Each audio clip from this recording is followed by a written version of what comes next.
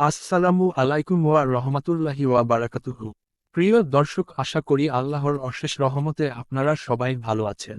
আজ আমি আপনাদের জন্য একটি ইসলামী ঐতিহাসিক গল্প তুলে ধরছি, যেখানে আছে ঈমান, ধৈর্য, ন্যায় বিচার, ত্যাগ ও আল্লাহর উপর অটল ভরসার অনন্য দৃষ্টান্ত। ন্যায়ের আলোয় বদরের প্রান্তরে।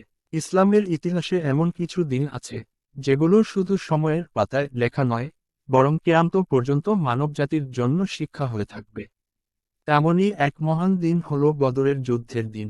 এই গল্প সেই সময়েরই এক ঐতিহাসিক অধ্যায়, যেখানে অল্প সংখ্যক মুমিন আল্লাহর সাহায্যে পরিণত হয়েছিল অদম্য শক্তিতে। এক, মক্কার অন্ধকার সময়। মুহাম্মদ যখন আল্লাহর পক্ষ থেকে নবুত লাভ করেন, তখন মক্কার সমাজ ছিল অন্ধকারে আচ্ছন্ন।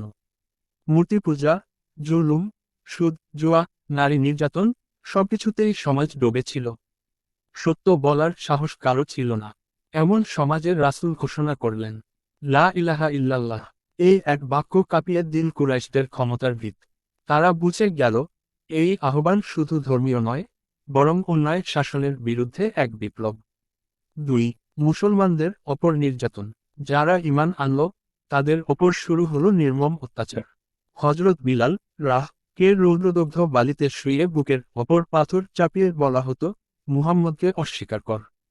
তিনি বলতেন, আহাদ, আহাদ। হযরত খাব্বাব এর পিঠে আগুনে পোড়া লোহার ছিক লাগানো হতো। ইয়াসির পরিবারকে শহীদ করা হয়। তবুও মুসলমানরা সত্য থেকে সরে আসেনি। তিন, হিজরত ও নতুন সূচনা। শেষ পর্যন্ত আল্লাহর নির্দেশে রাসূল মদিনায় হিজরত করলেন। মদিনায় গড়ে উঠল ইসলামী সমাজ, যেখানে ছিল ভ্রাতৃত্ব, ন্যায়বিচার ও আল্লাহভীতি। মুহাজির ও আনসার একে অপরের ভাই হয়ে গেল। কিন্তু মক্কার কুরাইশরা এখানেও শান্ত থাকতে দিন না। তারা বারবার ষড়যন্ত্র করতে লাগল। চার, বাণিজ্য কাফেলা ও বদরের পথে যাত্রা। একদিন খবর এলো, আবু সুফিয়ানের নেতৃত্বে কুরাইশদের একটি বড় বাণিজ্য কাফেলা সিরিয়া থেকে মক্কায় ফিরছে।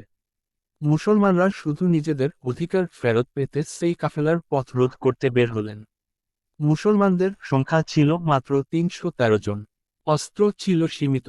ঘোড়া ছিল মাত্র 2টি। উট ছিল কয়েকটি, তাও পালা করে চড়তে হতো। রাসূল নিজেও সাহাবীদের সঙ্গে পালা করে উঠে চড়তেন। 5, কুরাইশদের বিশাল বাহিনী। অন্যদিকে কুরাইশরা প্রায় 1000 সৈন্য নিয়ে বদরের দিকে রওনা হলো। তাদের কাছে ছিল আধুনিক অস্ত্র, ঘোড়া, উট ও অভিজ্ঞ যোদ্ধা। মানবীয় বিচারে মুসলমানদের জয়ের কোনো সম্ভাবনাই ছিল না। 6, রাসূল এর দোয়া। বদরের প্রান্তরে পৌঁছে রাসূল সারা রাত আল্লাহর কাছে কান্নাকাটি করে দোয়া করলেন। তিনি বললেন, হে আল্লাহ, আজ যদি এই ক্ষুদ্র দল ধ্বংস হয়ে যায়, তবে পৃথিবীতে আর কেউ তোমার ইবাদত করবে না। এই দোয়া আকাশ কাঁপিয়ে দিল। 7, আল্লাহর সাহায্য।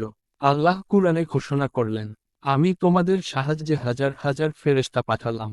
যুদ্ধ শুরু হলো। মুসলমানরা আল্লাহর নামে ঝাঁপিয়ে পড়ল। যেখানে মুসলমানের তলোয়ার পৌঁছাতো না, সেখানে ফেরেশতার আঘাত পড়ত। 8, অবিশ্বাস্য বিজয়। ফলাফল ছিল বিস্ময়কর। কুরাইশদের বহু নেতা নিহত হল। Abu Jahl, Utba, Saiba. মুসলমানরা বিজয়ী হল। এই যুদ্ধ প্রমাণ করল, সংখ্যা নয়, ইমানি আসল শক্তি।